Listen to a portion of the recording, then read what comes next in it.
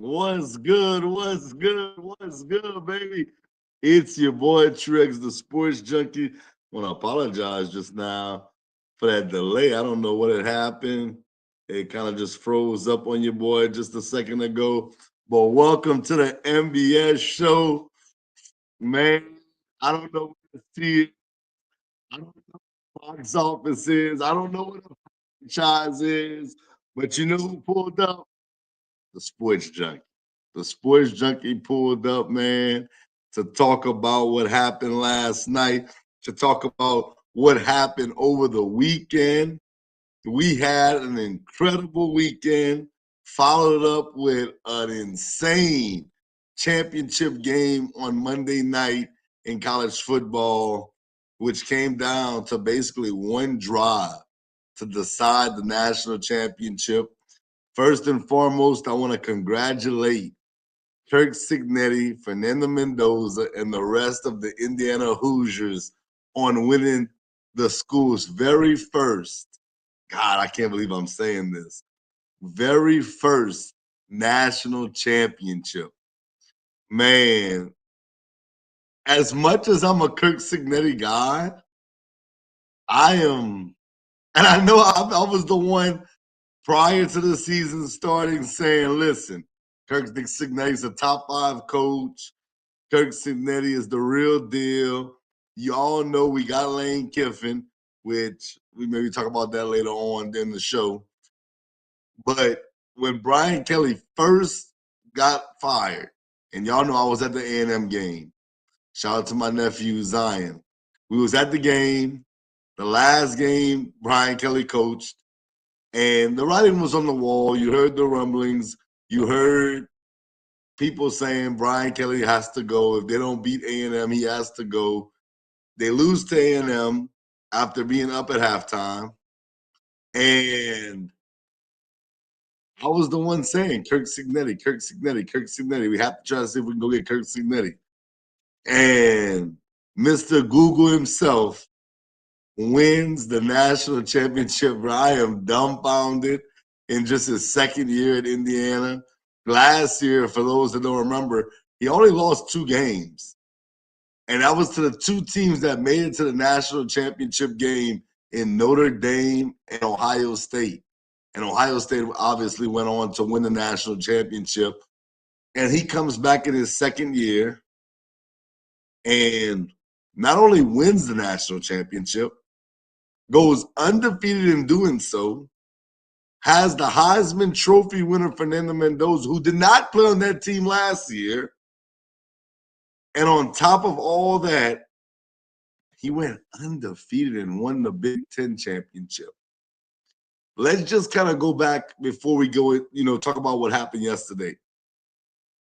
Kirk Signetti, early on this year, beat a ranked Illinois team by a mile. And I picked Indiana to win that game. Then they go on the road to Eugene and beat the Ducks by 10. You're thinking to yourself, okay, but how good really is Indiana? Well, they get to the Big Ten championship game, and they knock off the defending champs in the Ohio State Buckeyes, playing tremendous defense. So then you start thinking, okay, if they could beat Ohio State, man, they could really beat anybody. But even me, somebody that was sold on Kirk Signetti and the Indiana Hoosiers, somebody that was, believing in the in the magic, and all that good stuff, they draw Alabama in the second round. And as nervous as I was, I said, I'm going to take the Tide to knock off Indiana, only because it's Indiana. Like, how good can they really be? How good can they really be?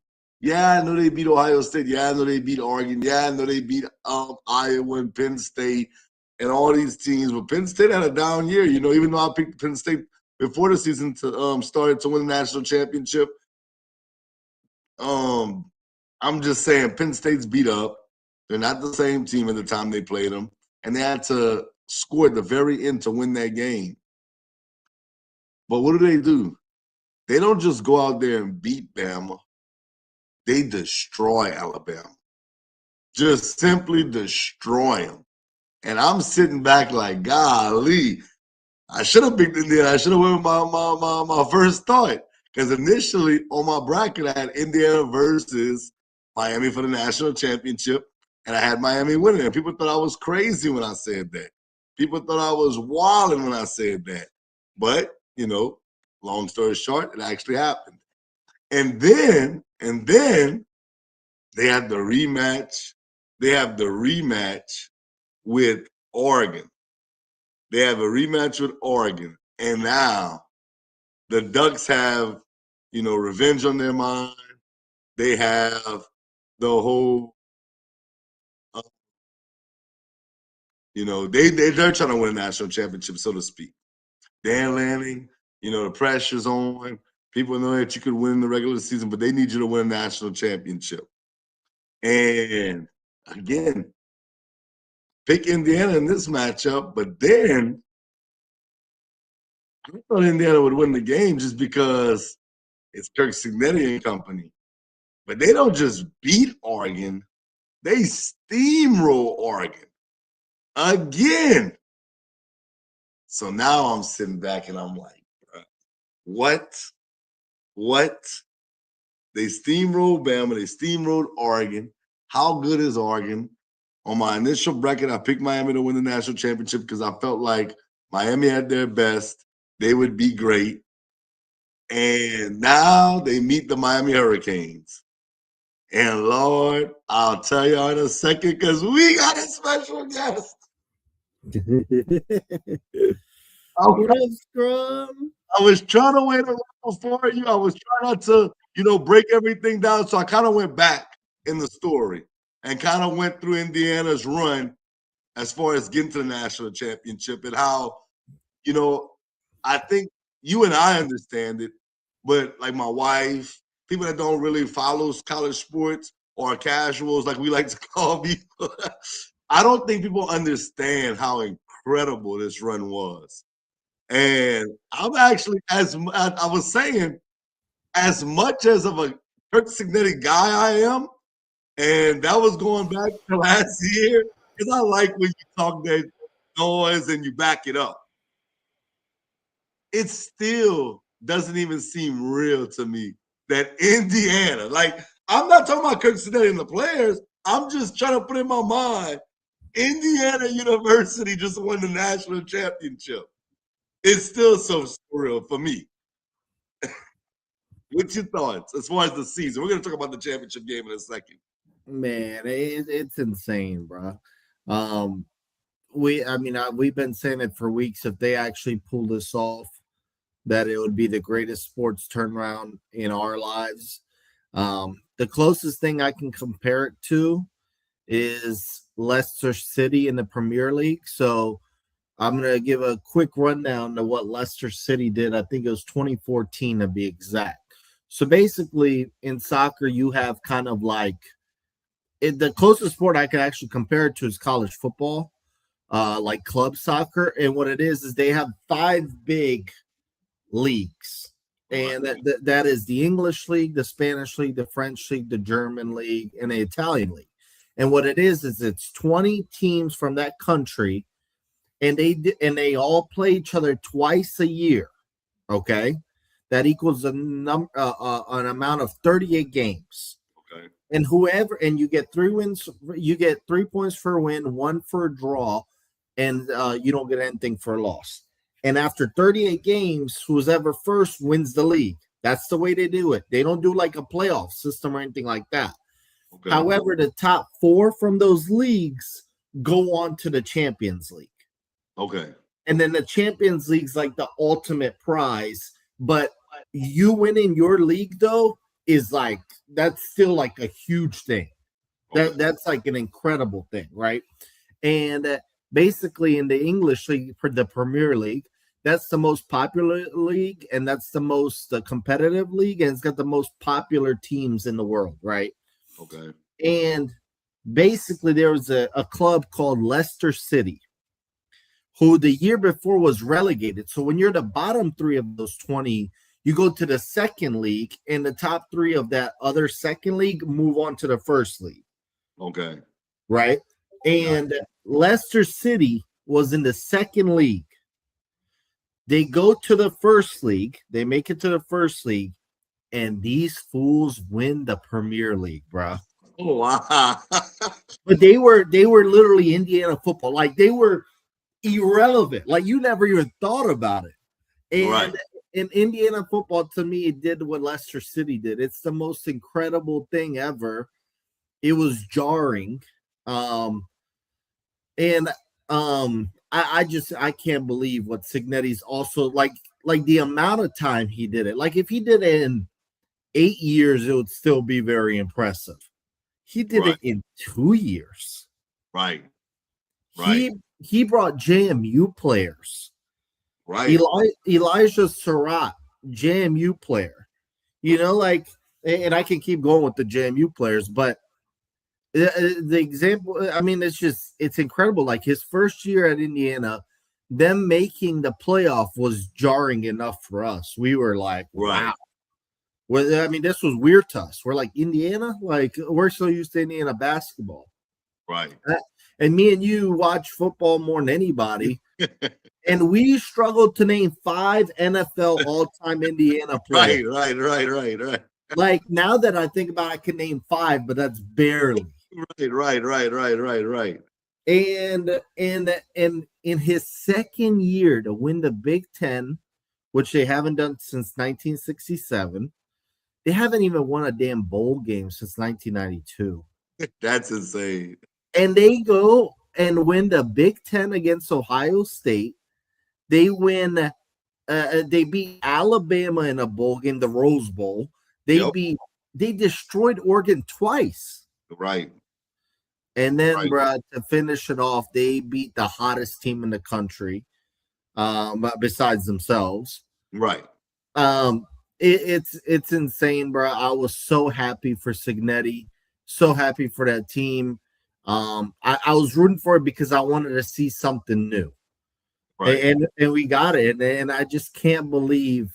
And you know what's crazy is they might just be getting started too, because Mark Cuban is their alum. He hasn't even put money in yet. He said he was talking to the AD and Signetti, and he's about to finally start investing in them. And then obviously, you know, you're just going to get recruits now because they just believe in Signetti in general. Right. It's incredible, and I'm happy that I lived through to see it. Think about it. When you think about the powerhouses in football, he knocked off Miami, who I know they kind of fell off, but the last 30 years, Miami's been one of the more credible programs. Alabama has been the elite program in college football, beat them. Ohio State's another elite program, beat them. Oregon, though they never won a championship, you can make a case. They were supposed to be like the Clemson that was going to take the next step, beat them. What he's doing at Indiana, bro, that's why I wanted him to come to LSU. I was like, bro, stop, go get him. But, I'm happy for Indiana. I really am. I did pick Miami before the playoffs started, but just seeing them win the national championship yesterday, it was awesome. It was really cool because that's a program that has never even came close to winning a national championship. And to do it in an undefeated season, too. Not like kind of maybe one game, maybe two. Undefeated, bro. That's insane to me. And another thing I'll add is I'm a Texas fan, and I watch a lot of Sark interviews. And I don't know if you saw what Sark said. So I actually saw that beginning of the season when he was doing his interviews, and I thought about it, and I actually brought it up on the show. And I said, yeah, I think Sark might be right. It might be way too hard to go undefeated now. Right. And he did it immediately after Sark's comments, and he did it with Indiana. In the Big Ten. In the program that's won the last 2 national, well, now 3, but the last 2 national champions And he did it in that conference. And like you said, like, this wasn't fluky. They won every game. They were the better team in every game. Every game. And last night, they never trailed. And honestly, if Carson Beck would have put it in the end zone, I think we come on here tonight and say Indiana blew the game. And I'm not saying Miami wouldn't have won it, but watching the game, if you watch football, they dominated the first half, Indiana. The third quarter, okay, you could say Miami maybe got the third quarter. Fourth quarter was kind of nip and tuck. But you're talking about majority of the time, Indiana dominated that game. They were the better team. Like I said, they never trailed. Right. And I'll give you credit for this, because when we broke down the game, we said, who do we give the nod to at special teams? And you said Indiana. And I said I would give it to Indiana based off of everything else, but I could not go against Malachi Tony because I just felt like he was such a difference maker. But when he fair caught that ball within the 5-yard line, my brother-in-law was like, he's a big Miami fan. He was like, bruh, why not just let it bounce? Why not just let it go? I didn't understand that. And really, this game last night, even though Miami struggled in the first half, they made a game in the fourth quarter. It came down to 2 plays. The special teams blocked touchdown and the 4th and 5 where Mendoza ran it in. Like, it came down to those 2 plays. And I eat the guts for Signetti to even go for it there. Right. I would pick it. I don't have that. I wouldn't have those guts, bro. Because if you fail and Miami wins, if Miami wins, everybody goes back to that play and everybody's going to blame Signetti. Right. Like, oh, he got too arrogant, this and that.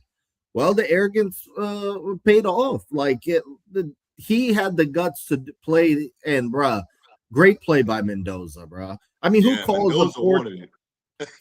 a 4th and 5 quarterback draw with the quarterback that's not necessarily a running quarterback? I said when I was watching, I'm like, that was a good call. Because I always try to figure out, okay, in this scenario, what are you going to do? What this team is going to do? And that never crossed my mind one bit that they were going to run with Mendoza. Me either. I never thought that was the play call. That was insane. And that punt block was huge. Yeah, because Miami to me was starting to get the momentum back. Right. And then when that happened, it was like, man, that took a lot out of them. Right. And I give Miami credit even after that punt block. They fought, I mean, it came down to the last drive. They had a chance to win. Hats off to Miami because they clearly were the second best team in the country. Right. Because they were so good in close games. But at the end of the day, somebody's got to win. And I do think the best team in the country won. I just want to say this as far as we're gonna break it down in a second, but I don't know what Carson Beck saw on that throw because it would have been okay. I'm not gonna say it would have been okay for me if they were in a hurry up offense, but I would have been more understanding of it. The fact that it was out of a timeout that he took that shot, I just didn't understand. I'm like, dude, you cannot make that throw. There's no way. Once you see the safety go up, go back, you have to decide something different. I don't know what he was thinking. I don't know why he forced it. I mean, there were still 50 seconds on the clock.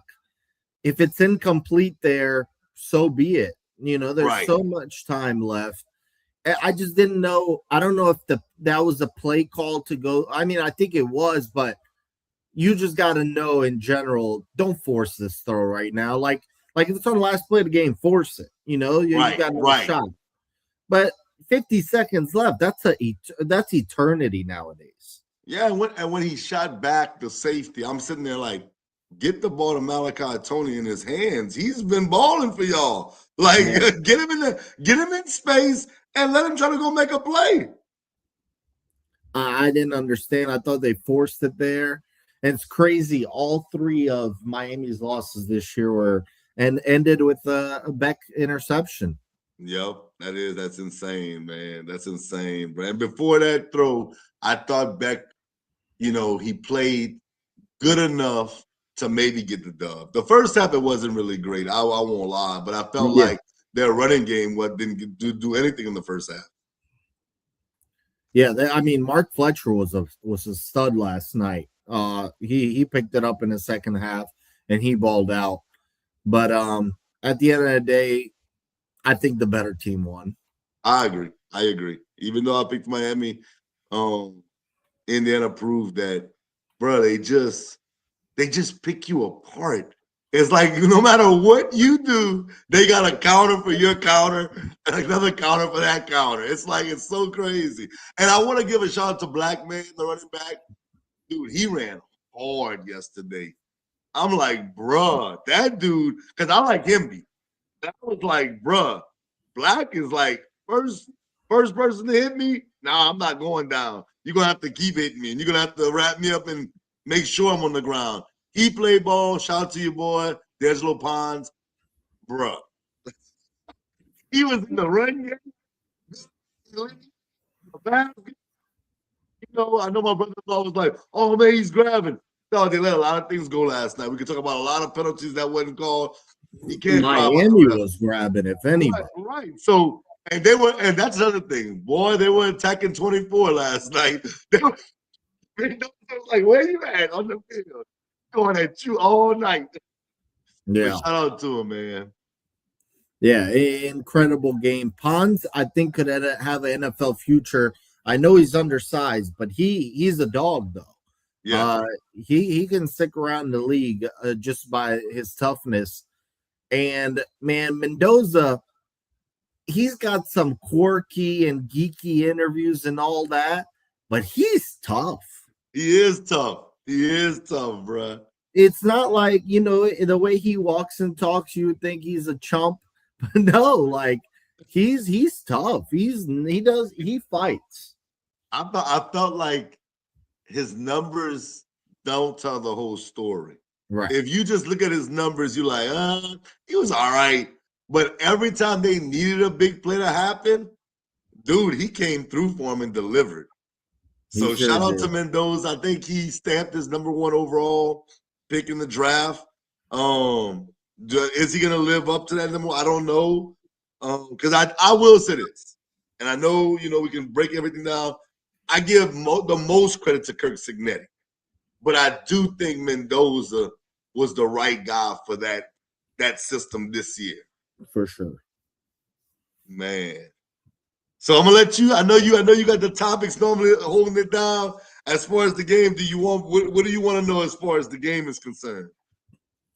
Well, let's keep it just an hour show. It's me and you. Yeah. We'll just talk. In and out. We'll talk some college football, and then we'll talk some NFL, and we'll go from there. I don't know about anything specific from the game. I was gonna ask, where do you? We did our top 5 coaching rankings before the season. Where do you put Signetti now? Oh, he's number one. He's number one. I mean, I can't even, because, man, bro, I saw Shady McCoy say this, and I'm not saying I agree with him. He said Kirk Signetti is the greatest college coach ever. I don't know if you saw that. Shady McCoy came out. No. He came out and said that he's the greatest ever, and he said it's not because he won one championship. He says where he won it at. Like, he was like, dude, I played at Pitt. I didn't even play at like a big time program. He's not that Pitt's not a good program. I think that Shady wasn't, just talking bad on his alma mater. But he's like, when you think about college football, the blue bloods and the big time programs, Shady was like, bruh, if we played Indiana out of Tom, you don't have to even come to this game. We're gonna blow Indiana out. He said that's the way that people viewed Indiana. He said, so for the fact that they beat Indiana won a national championship in his second year, he said, bruh, he's the greatest ever. But right now in current, bruh, with the talent he has at Indiana, he has to be number one. I mean, that's no knock to Kirby Smart. That's no knock to Sark or whoever you want to say, Kellen DeBoer, Dan Lanning, Dabo, none of those guys. It's no knock to those guys. But I don't believe that none of those guys, if you'd have told me that they would have hired any one of those guys, and in 2 years they'd have the record Kirk Cignetti has at Indiana, I'd be like, they wouldn't win a national championship in 2 years. For sure, they're not winning a national championship in 2 years. So right now, for me, he's the best coach in college football. And I honestly believe that if I'm an NFL team, I'm taking a shot. I'm going calling. I'm like, dude, what is it going to take for you to come to the NFL? I'm just being honest. At least it may not work, but I'm going to try it. I'm like, dude, what are you gonna go do at Indiana? Like you have submitted they should build a statue for that man. Oh, they're gonna build one. Already. They're gonna build one. But I'm just like, if I'm the Raiders, like, why would I not call him and say, dude, please, what is it gonna take for you to become the next head coach of the Raiders? Yeah. But I think even if you're the Bills, right. Like you have Josh Allen, bro. All you need Cignetti to do is develop the rest of the roster and get the best out of Josh Allen. That's it. Right. And I agree. I would call them if I'm the Raiders, the Ravens, the Bills, whoever. I would call them because why not? In terms of the best coach right now, I totally agree. And I'm not a guy that crowns people very easily, or I don't get caught up too much in the moment, but you have to give him props. This national title at Indiana is 5 national titles at Georgia. Right. Like this is 5 national titles at Texas, 5 at LSU, Alabama, whatever. Like he's done what he's done in 2 years is incredible. He's lost twice in 2 years with Indiana. And the teams he lost to, one of them won a national championship last year.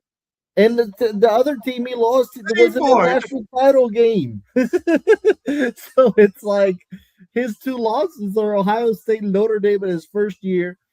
And I love, I'm all about like talking smack and keeping sports fun and competitive. He came in there and he literally said, F Michigan, F Ohio State, F Purdue, because Purdue's their rival, F everybody. We're going to win this thing. And he did it. But what people hype Dion up, this is what they thought Dion would end up being. And Cignetti did it at a worse football program. He's the best coach in the country. There is no doubt. I would take him over any coach. And guys like Dion, like Sark, like Dan Lanning have no excuses going forward. I always say, who's got more money in Texas? Well, Sark, you got more money. You've got a program name. Guys know Texas. They don't know Indiana. I think you live in a better city. Everything. You got to win. It's just that simple. Like, I don't want to hear any excuses from any coach going forward. I don't give a damn. Right. If Cignetti could do what he did, nobody's got excuses, bro. He's the best coach in the country. And like I said earlier, they might just be starting right now because they haven't gotten even close to the recruits they could possibly get. Facts. Bro, I would hate to see bro, Cignetti at Texas, bro. Oh no. I would just stop talking to you about college football, bro. I would be so mad. I'd be like, bro, this dude going to win a national championship every year. It's incredible, and shout out to him. He's the best coach in the country, and I was so happy for him last night. And I think what also flies under the radar is he took the long route. He went as a receivers coach at Alabama to taking a whole bunch of D2 schools like Elon, JMU, right. And didn't force his way into D1 Power 4 schools. He took his time. He learned. I even watched an interview with him the other day, and he said, yeah, we made the national title game at JMU, and we lost. He said, I didn't know enough about special teams. He said, now I learned special teams. And look last night with special teams. Yep. Like he figured it out. He really learned and developed as a coach, and he's the best coach in the country. What he did at Indiana is phenomenal. Yeah, don't get me wrong. I know he can go next year and maybe win some more. Like he's just starting out, but God, the NFL has to be looking at him and saying, "Bro," like Tom Brady has to be saying to himself, I know we were there to look at Mendoza, but Signetti, what's up? Right. I think it's worth the risk, and even if you're Signetti, like, why not? You did the impossible already in college. I think he's 61. Like, do it if There's he's like all. he has nothing else to prove in college. He never has to win another national championship at Indiana, and he's statued up from here on out. Yeah, I agree. Um, it's incredible. Well, speaking of Indiana's future, let's do one more college football topic. Who's your favorite going into next year's college football season? If you had to take a guess, obviously, still some transfers are being worked out and so on, and still certain coaches need to be hired at certain places. So, what do you think go right now going into next year?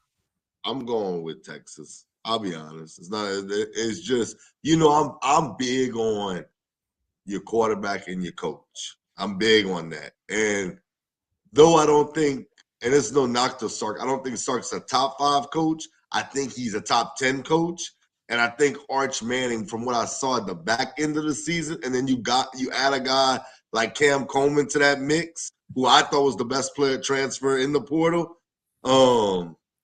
Texas is going to be loaded next year. I think as of today, just based on that alone, I mean, there's still a lot to go on still, but I think I would probably give the nod to Texas right now. I'll be honest. And look, I'm LSU all day, every day, but as of today, Texas should be the front runner. I mean, Indiana's going to lose a lot. They're going to get people, but they're losing a lot. So I can't say they're the favorite next year. Ohio State's up there as well. I'm not going to say Ohio State's not right there, but if you ask me today, I'm gonna say Texas should be the favorite. I actually agree. And I haven't picked Texas to win a national title in a long time, so I feel like I'm very objective about Texas. But I think this is the year next year for them. Arch played his ass off at the end of the year.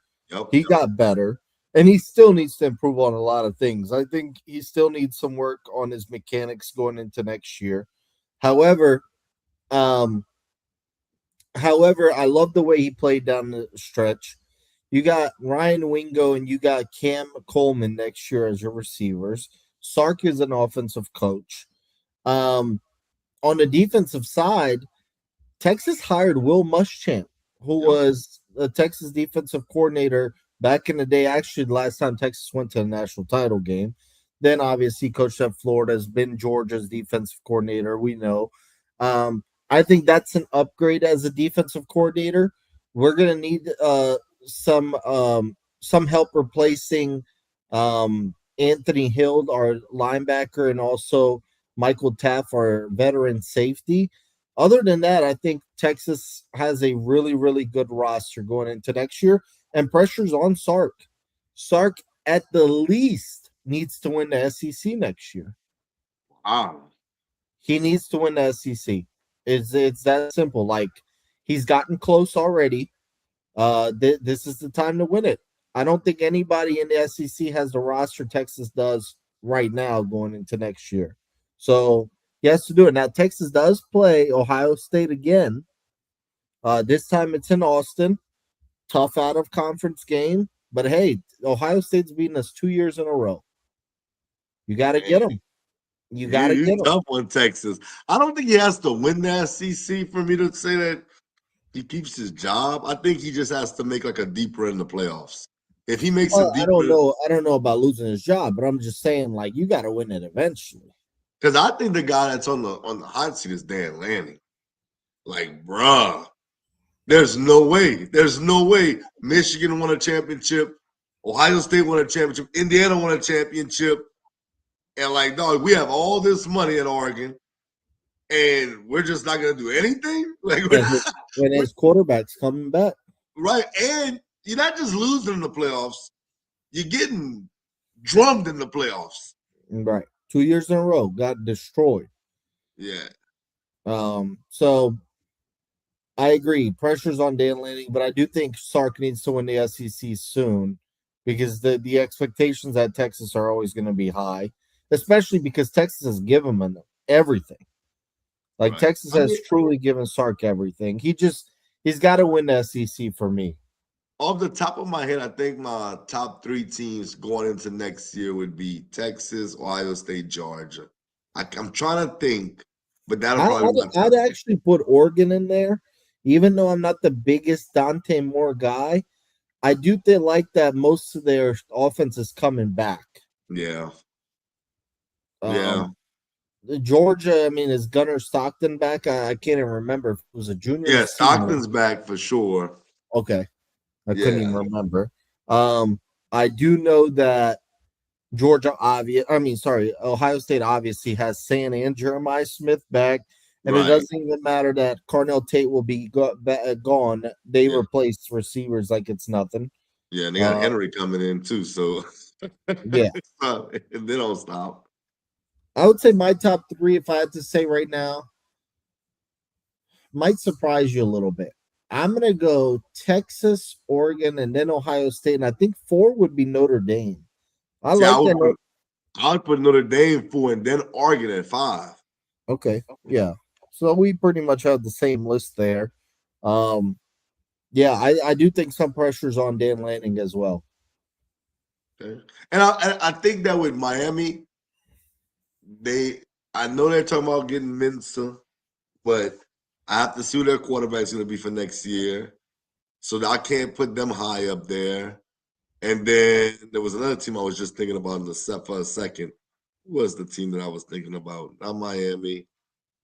Oh, God. Oh, A&M. A&M's going to be up there for me, too. Marcel Reed. His kryptonite right now is really Texas. And he has to be Texas. Yeah. And obviously, I expect Indiana and Miami to be good. We just have to find out how the quarterback play is going to be. Right.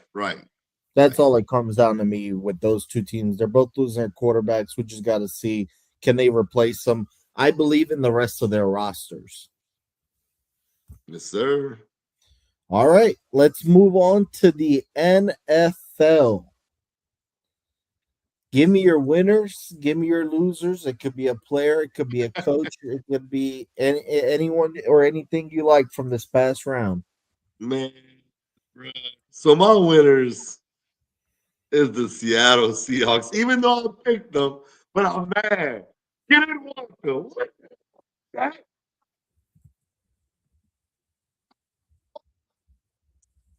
Shoving they got hurt. I understand that. But golly, bro. I'm like, bro, you was already these type of games happen.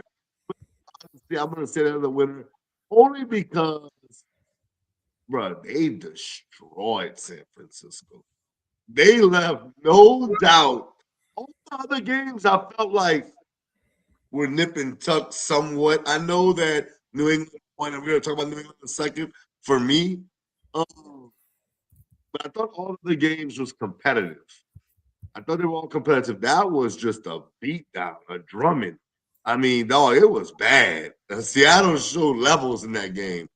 So yeah, Seattle's my biggest winner because they look prime and ready to make this week's gonna be tough to pick the game. I'm not gonna lie after watching Seattle. Seattle's giving me that Indiana vibe right now. Going into like Seattle is like, as of late, Seattle has been really on a run and on a tear. So I'm gonna say Seattle's my biggest winner. My biggest loser, bro. I'm gonna let you say the other one because I do think you're gonna go in that direction. I'm going with Houston and really CJ Stroud, bro. Like, dog. And I know, shout out to UNC. I was like, bro, Davis Mills, like they might want to consider. Bro, I picked them dudes. I'm like, their defense is nasty. Top line. No, I never thought in a million years CJ Stroud. I thought he could play bad, but golly, dog. That, that might be all time bad. Bro, I'm not even mad at people saying they need to go in a different direction. CJ Stroud sold in that game, bro. He sold, and that's not taking away credit from New England. New England played a great game too. Let's not do that. But CJ Stroud, bro, they give you that kind of defense, bro. Even Trent Dilfer won with a great defense. Bro, you got to be better than that, bro. That was awful. And I feel bad for even picking him because CJ Stroud not only sold them, he sold me. So yeah, I'm gonna say the biggest loser is CJ Stroud, but really Houston because that's their quarterback, and they drafted him high and they're rolling with him, and they got knocked out the playoffs because of him. I was actually going to go loser CJ Stroud, but I will go a different direction. My loser is Josh Allen. Oh wow! I give nothing but props to Josh Allen most of the time, and I always point out how he plays really, really well in the playoffs. I think I read, I might need to check it again. He didn't have a turnover in the playoffs in 6 straight playoff games. He was incredible in the playoffs, and he was bad this game. He kept them in it with the 3 touchdowns, but you can't have 4 turnovers. I understand that the roster wasn't the best. I felt like he had to play Superman every week, and we understand that. When I look at Denver's offense, I actually like Denver's offense more than Buffalo's around Bo Nix. But I just think that he lost his game. I didn't, the Brandon Cooks catch was an interception, was it not? Regardless, if you don't have 4 turnovers, you're not in that position. And the one before halftime was, oh my God, horrible. Horrible. And I have to call it how I see it. He's a stud, and he is Superman for that team, but he was bad in this playoff game. It's just that simple. He was pathetic, and there's no way around it. And I do think that firing Sean McDermott was the right thing to do. He had 9 years, and you couldn't take Josh Allen to the Super Bowl. They were close so many times, but eventually you got to seal the deal. Eventually, you don't even have to win the Super Bowl. Just get out the AFC at least once, and I'm good with McDermott keeping his job. And I will say, whoever gets that Bills job is a lucky ass dude because you get Josh Allen. A lot of teams, they have great rosters and they can't figure out quarterback, like my Colts. They've got the quarterback. Figure out the rest of the roster. It's just that simple. But for this specific game, Josh Allen is a loser because he was bad. My winner, and there's different ways to I can go. I'm just gonna go with the New England Patriots, bro. 4-13 2 years ago with Belichick, 4-13 last year with Gerard Mayo, and you're 1 game away from the Super Bowl in Mike Vrabel's first year. And you have Drake May for the next 10 to 12 years. And I know we all hopped on Jaden Daniels, crazy rookie year. He's the best player in that draft. I don't know. I don't know, bro. and by the way, that draft class is nasty. The only guy that we could say so far has truly been a bust is Michael Penix, and I think that's only because he's been hurt. I don't think he's been actually terrible. First pick of the draft, Caleb Williams looks legit. I mean, some of the throws every week he makes a throw, you like. And I was big on Caleb Williams coming out. I said he was gonna be a top 5 to 7 quarterback. You did. In the league, and I think he's headed that way. And I think Ben Johnson is perfect for him. Right. And then I'll give Jaden Daniels a pass for this year. He was injury prone, whatever. He had a great first year. Yeah, I expect him to be really good as long as he's healthy. Right. And then now Drake May. Incredible. I mean, I think he's going to finish second in MVP. He could end up in the Super Bowl after this week in his second year. And one thing I really like about Drake May, I love his poise. Like when they pressure him, he does not get rattled. Right. He's very patient. Like he's fine. He does not get rattled. He doesn't like force throws like Stroud does. Um and I love the direction Drake Mason. And then obviously another guy in that class is Bo Nix, who got the Broncos to the AFC title game. Like Bo Nix doesn't look pretty all the time, but you can't say he's a scrub. Like I think he's fine. So my winner is Drake May because I never expected possibly a Super Bowl in his second year. Pretty wild. Shout out to Mike Vrabel, man. Insane. Mike Vrabel's a really good coach. Absolutely. All right. Let's move on to the conference title games. We've got the Patriots Broncos and we've got the Rams Seahawks. Obviously we will not see Bo Nix. Sucks for the Denver Broncos. What shot do you give the Broncos of pulling this off? And if they were to pull it off, what do you think they would have to do to pull it off? The defense would have to play lights out, special teams lights out. And and that's no shout out to Stiddy, man. Shout out to Stiddy, but I'm not gonna lie to you. Bo Nix injury takes a lot out of this game for me. I'm gonna say maybe 20% they can win this game, maybe, and that's me being nice. I'm gonna be honest with you. I know we're not picking the game, but even with Bo Nix, I probably was, leaning one way or another. Without him, man, I 20% at best, and that's at best. Like really, I'm more along the lines of like 10% that they can win this game. It's only really if New England overlooks them. That's the only thing, I just can't see them overlooking them in the AFC Championship game. They know what's at stake. Yeah, 10%, man. That's a tough loss for the Broncos.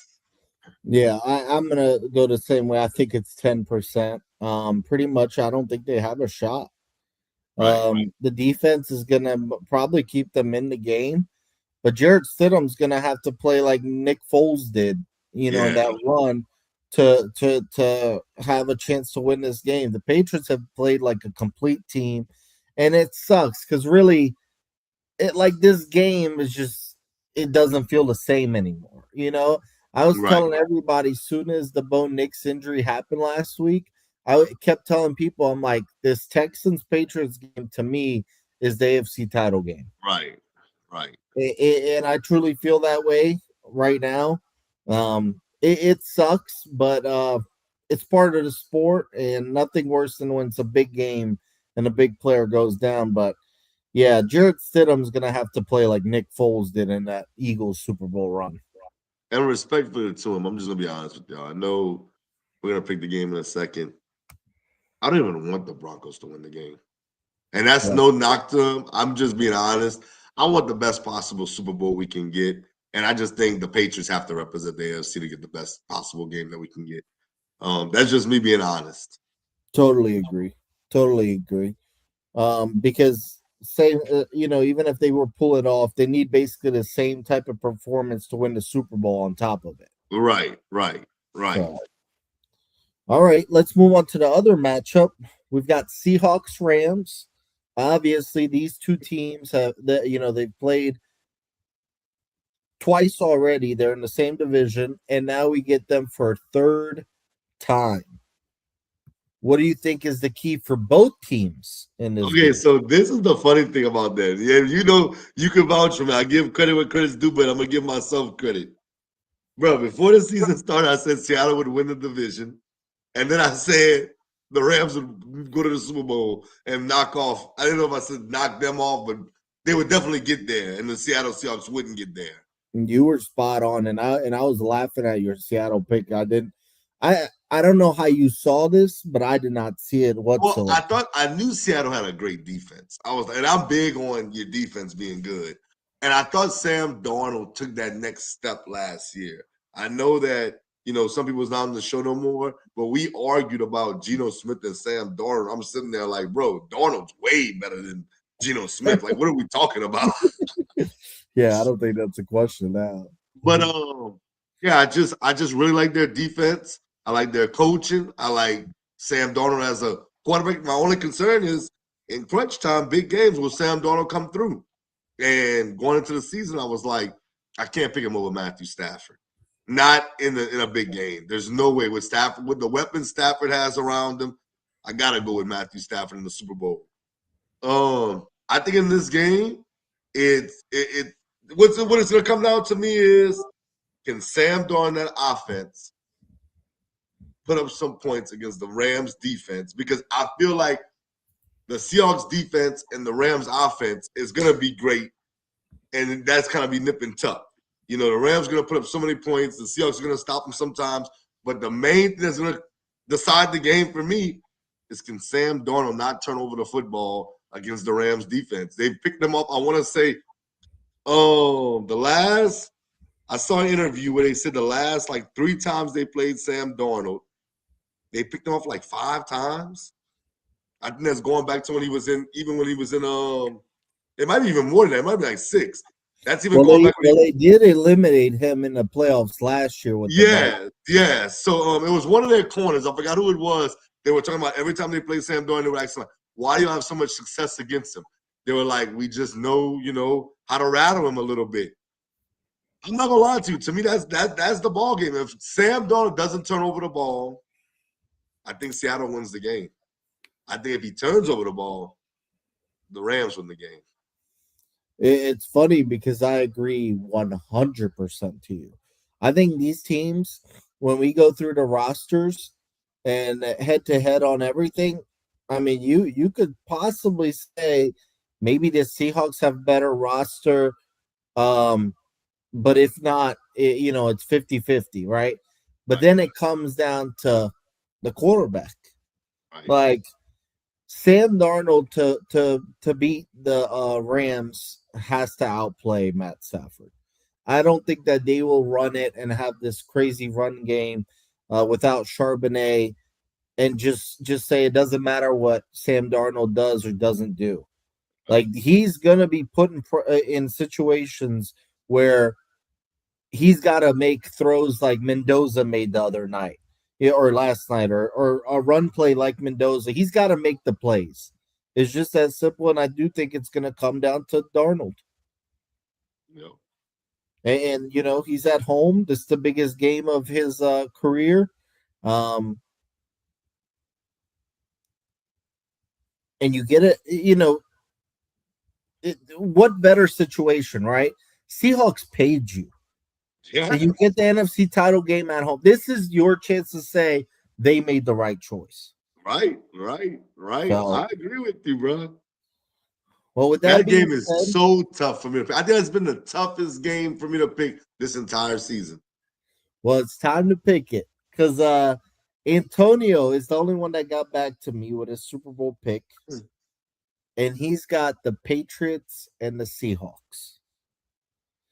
Okay, so how y'all know I have the Patriots?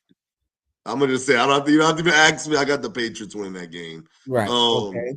I just think the Patriots are their defense, if not, is just as good as the Broncos, if not better, in my opinion. So then when you add in the offense and the weapons, Stephon Diggs has been really great for Drake May. It's surprise. I mean, some people could say, Stephon Diggs is a cancer, but no, he's not. Like, he's actually been really good for him, and everybody else always steps up around him. There's always another guy that steps up. I just don't think the Broncos are going to be able to compete. I actually think that the Patriots are going to win that game pretty easily, respectfully, to Stidham and Sean Payton. So yeah, I got the Patriots in that one. Okay. You want to give the other one, or you want to pick yours? I'll go with the AFC then too. I've got the Patriots. Look, I'm looking at the line. It's 5.5. I'm surprised it's actually that close too. I think a lot of that is because the game is in Denver. But to me, I will be shocked if Stidham took the Broncos to the Super Bowl. He's not a scrub by all means, but I think if he started the playoffs, Right, right. I would have more faith. You're putting this guy in an AFC title game situation with a week to prepare and saying go beat the best team all year. Right. And I just think it's too much to ask for. I'm gonna say something like 26-14. I do think the Broncos can score 2 touchdowns in this game. It's going to be ugly, the way they score or the way they figure it out. But I do think at the end of the day, I can't see Stidham winning this game. It's just that simple. Well, I'll give you So, my score 31-13. I think that they win pretty handily. okay. So you think they just crush them? Yeah. Okay. All right. Now on to the NFC. Antonio's got the Seahawks.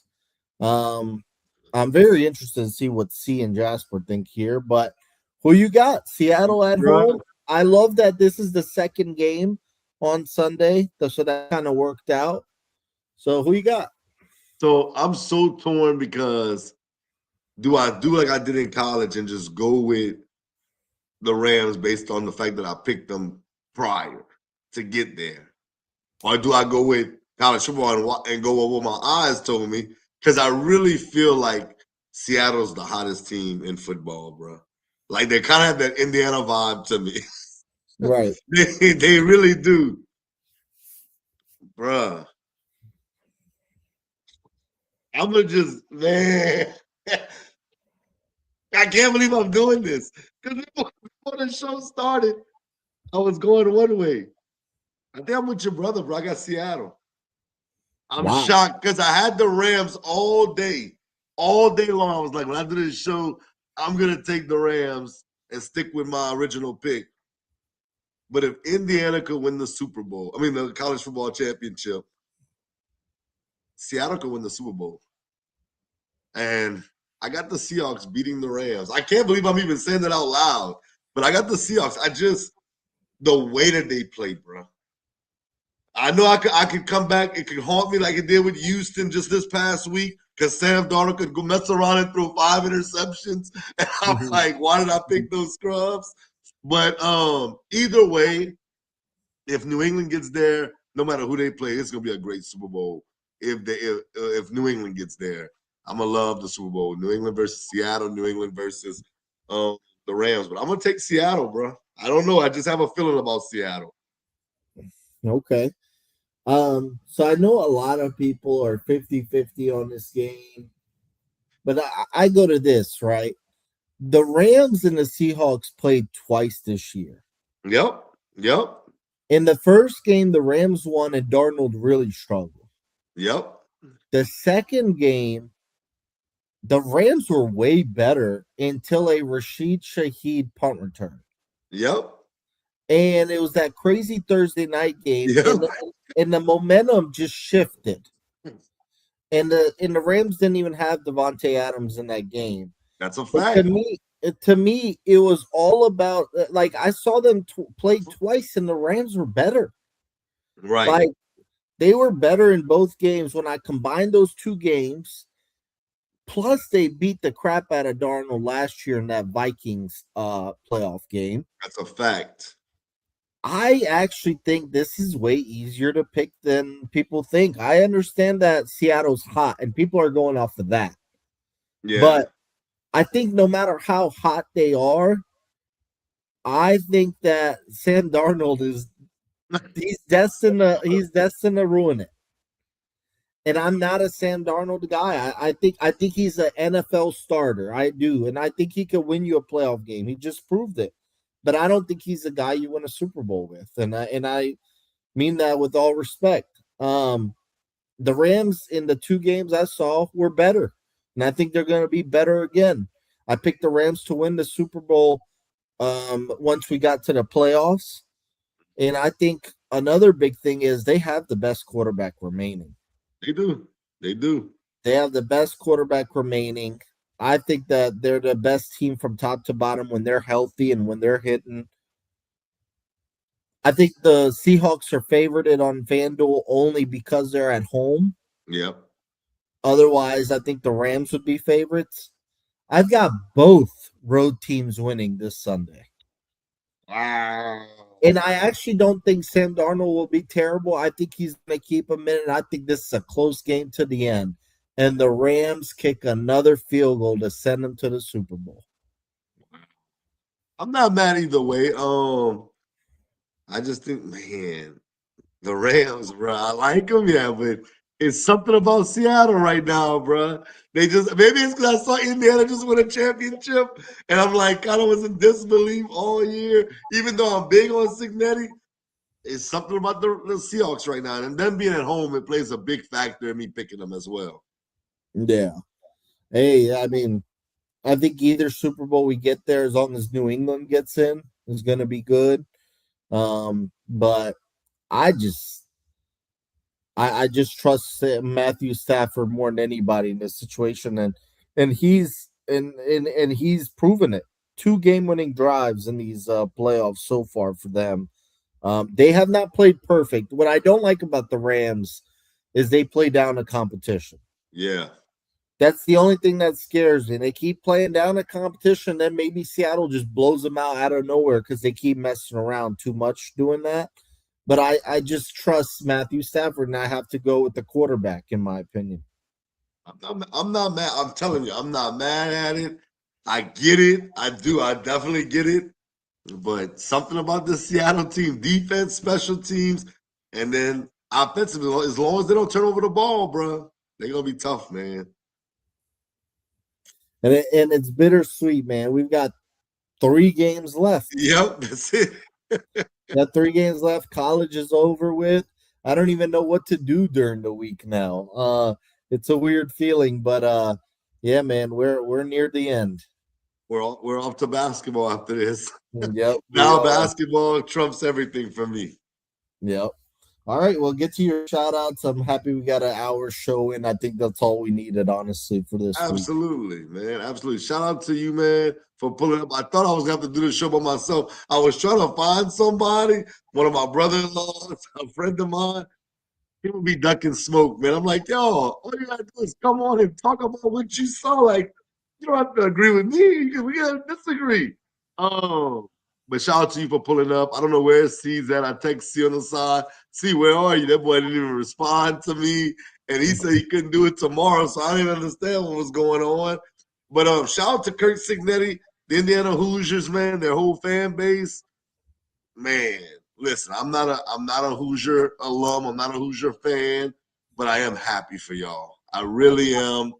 Um, it's always a great feeling to see your team win a national championship or a Super Bowl or whatever, any kind of championship. And I know 2 years ago you probably thought to yourself, "Oh, we're just getting another guy. Hopefully he could be all right." But never in their wildest dreams could they have thought they were going to win a national championship, at least not this fast. And I know they were going crazy in the state of Indiana when they won that championship yesterday. So shout out to them, man. And I can't wait to see what happens, man. Y'all know it's the portal time to wrap it up. And you know what we doing down here. We making our run, man. We making our box office. Even though I said Texas is the favorite, it don't mean they gonna get it.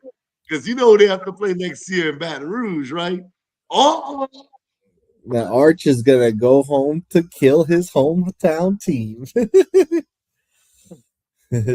it's all good, man. But good show, man.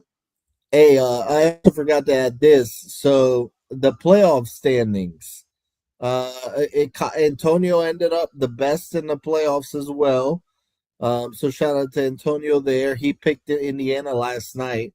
Right. While everyone but Jasper also picked Miami.